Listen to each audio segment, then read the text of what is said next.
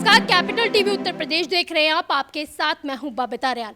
इस वक्त की बड़ी खबर बलरामपुर से आ रही है, जहां पर आज पीएम मोदी बलरामपुर दौरे पर थे।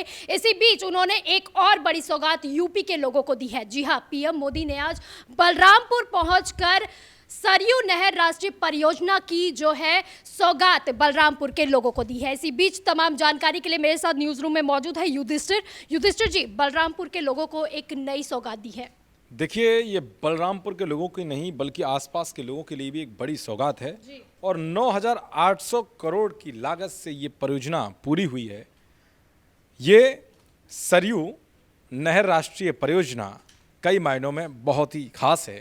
खास इसलिए है क्योंकि ये 5 नदियों से जोड़कर इस पूरे परियोजना का काम किया गया है और इससे कितने किसानों को फायदा मिलेगा, हमें इस पर जरूर ध्यान देना चाहिए।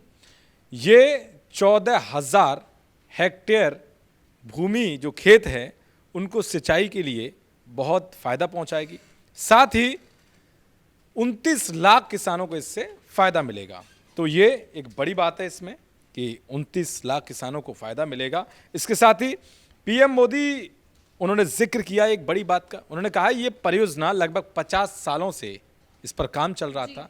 जब इसका बजट 100 करोड़ सा 100 करोड़ इसका बजट था, जो अब बढ़ करके 9,800 करोड़ रुपए हो गया, जो लागत से पूर्ण हो गई है। अब उन्होंने अखिलेश यादव पर अपनी हमला बोला। अखिलेश यादव को लेकर उन्होंने कहा कि कुछ लोगों का काम फीता काटने का हो गया है। उन्हें फीता काटने का शौक इतना है कि वो फीता काटने बचपन से भी फीता काट रहे हैं।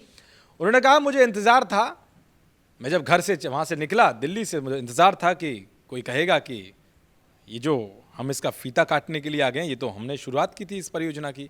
तो उन्होंने अखिलेश यादव पर तंज कसा और बताया कि हमारी सरकार फीता काटने पर विश्वास नहीं रखती, हमारी सरकार परियोजनाओं को पूरा करने में विश्वास रखती है। हमारी सरकार लोगों तक ज्यादा से ज्यादा योजनाओं का फायदा कैसे पहुंचे उस पर विश्वास करती है। और पीएम मोदी ने आज जब वहां पहुंचे तो हमारे जो जवान शहीद हुए हैं उनके बलिदान को आज याद किया, उन्होंने श्रद्धांजलि अर्पित की और कहा कि ये हमारे लिए एक बड़ी क्षति है कि हमारे बीच बिपिन रावत जी, जो जनरल बिपिन रावत वो नहीं रहे।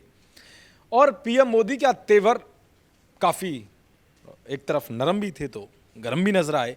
अखिलेश यादव को लेकर उनके तेवर गर्म थे। उन्होंने कहा कि जिस तरह से पिछली सरकारों ने माफियाओं को संरक्षण दिया, उत्तर प्रदेश की जमीन को माफियाओं से भर दिया था, माफिया लगातार जमीनों पर कब्जा करते थे और लोगों को परेशान करते, लेकिन अब स्थिति बदल चुकी है। योगी राज में अब बुलडोजर गरज रहा है, अवैध संपत्तियों को ढाया जा रहा है। लेकिन आज इस परियोजना का अगर हम बात करें तो ये कई मायनों में खास है। अगर 30 लाख किसानों को फायदा मिलता है इससे तो ये बड़ी बात है। जी, जिस तरह से आपने कहा 30 लाख किसानों को इसमें फ़ायदा होने वाला है। 9 ज़िले जो हैं उनके जो 9 ज़िले हैं उनको भी काफ़ी फ़ायदा होगा। तो क्या कहेंगे, बुंदेलखंड पे पहले इन्होंने जो है अर्जुन बांध की परियोजनाओं को लाया था, उसके बाद अब जो है बलरामपुर में जो है नहर की परियोजना का इन्होंने सौगात दी है। तो क्या लगता है किसानों का वोट मिलेगा या नहीं मिलेगा? बिल्कुल, किसान इससे खुश हैं। अब देखिए, इन्होंने जिस तरह से कृषि कानूनों को वापस लिया और किसानों की जो मांगे थी लगभग सारी पूरी कर दी और किसान चले गए घर पे। हालांकि कुछ ऐसे हैं टिकैत एंड कंपनी जैसे लोग कि दोबारा से भड़काने की कोशिश कर रहे हैं किसानों को, लेकिन माहौल नहीं बन पा रहा है क्योंकि पीएम मोदी ने अचानक से ऐसा मास्टर स्ट्रोक खेलने शुरू कर दिए कि तमाम विपक्षियों के जो चेहरे हैं वो एकदम मुरझा गए, सन्न पड़े हुए हैं, कोई नहीं बोल रहा है। अखिलेश यादव प्रेस कॉन्फ्रेंस करने आए, कह रहे नहीं, हमारे 2012 से अगर 17 की आप बात देखें तो हमने बहुत कुछ किया है और इन्होंने इस परियोजना पर, या इनकी सरकार थी केंद्र में, तो उन्होंने कुछ खर्च नहीं किया। अखिलेश सोच रहे होंगे हम तो वादे कर रहे हैं, ये तो पूरा करने में। तो अखिलेश यादव ये बस खाली एक बात को रट के आ जाते हैं कि भैया हमने काम किया है और ये उसका फीता काट रहे हैं।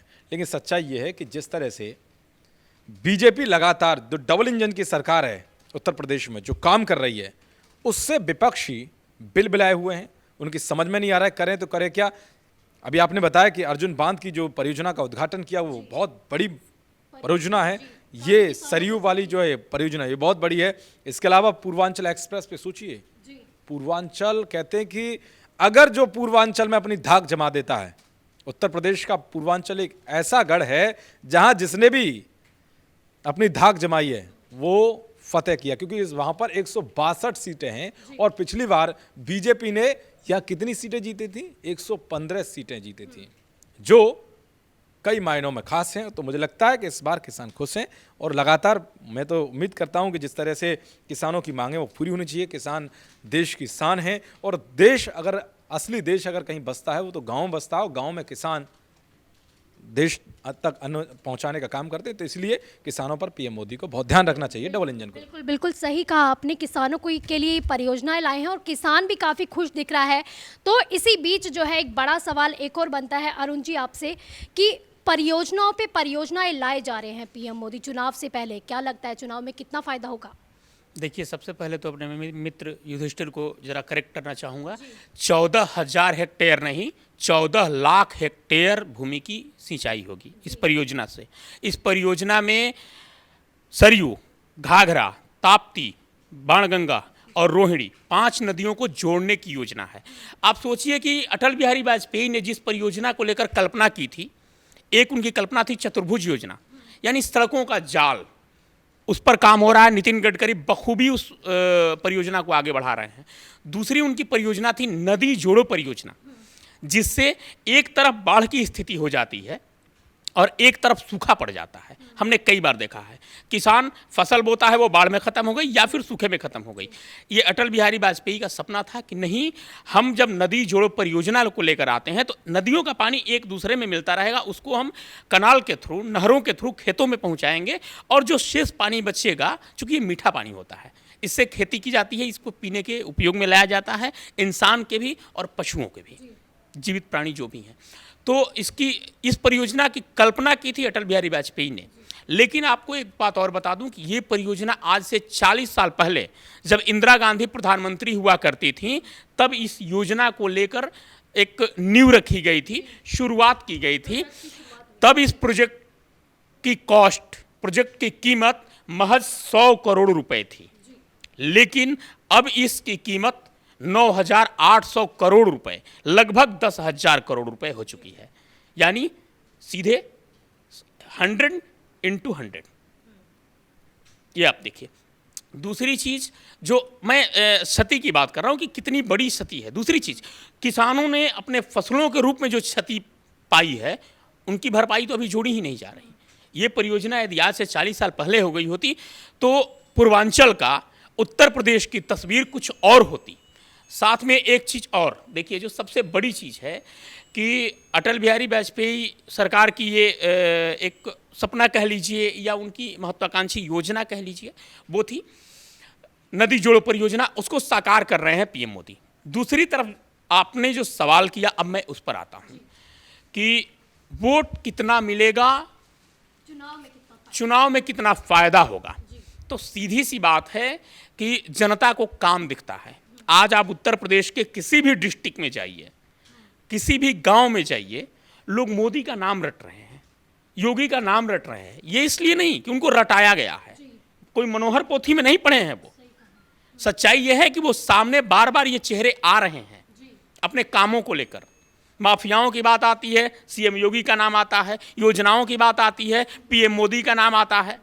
ठीक है, तो आखिर जनता को चाहिए क्या? सुकून से 2 रोटी, इसके अलावे उन्हें नहीं चाहिए। और उस सुकून से 2 रोटी के लिए 2 ही चीज़ चाहिए। एक तो कोई उन्हें परेशान न करे, और दूसरे उनको रोटी, उनके जो रोटी की उपलब्धता है वो बनी रहे, यानी उनकी खेती, उनका काम धाम, उनका रोजगार बना रहे। ये दोनों कसौटी पर जब सरकारें खरी उतरती हैं तो उनका नाम किसी को रटाने की ज़रूरत नहीं पड़ती, वो खुद ब खुद रटा जाता है, जिह्वा पर आ जाता है वो नाम हर बार। आज पीएम मोदी ने जिन बड़ी बड़ी परियोजनाओं का उद्घाटन किया, शिलान्यास किया हो या लोकार्पण किया हो, किसी भी परियोजनाओं का, वो चाहे अर्जुन बांध का आपने जिक्र किया वो ले लीजिए, युधिष्ठिर ने एक्सप्रेसवे का जिक्र किया, वो पूर्वांचल एक्सप्रेसवे, जेवर एयरपोर्ट हो गया, फिल्म सिटी हो गई, और आज ये सरयू राष्ट्रीय सिंचाई परियोजना।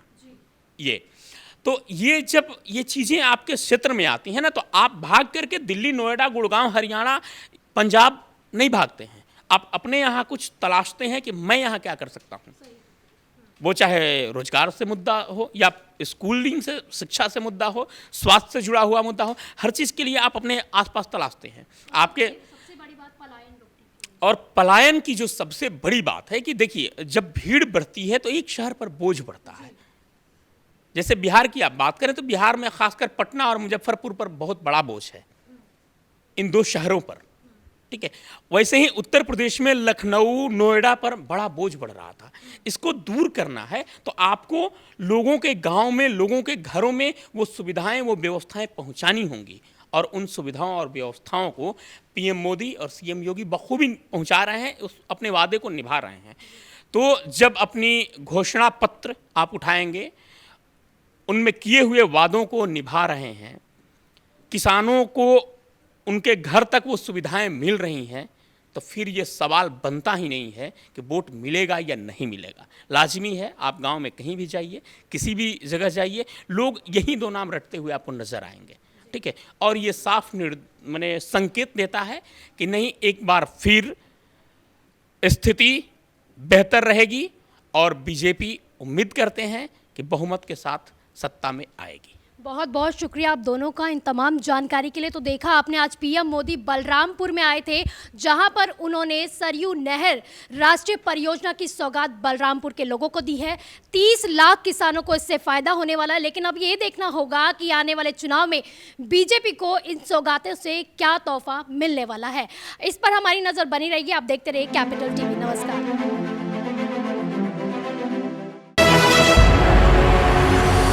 आपको हमारा वीडियो पसंद आया हो तो इसे लाइक करें, हमारे channel capital TV Uttar Pradesh को सब्सक्राइब करें और हाँ, बेल आइकन दबाना ना भूलें, ताकि आप तक हमारे वीडियो की नोटिफिकेशन पहुंचती रहे। आप अपना सुझाव हमें कमेंट बॉक्स में दे सकते हैं। हमारे साथ जुड़ने के लिए शुक्रिया।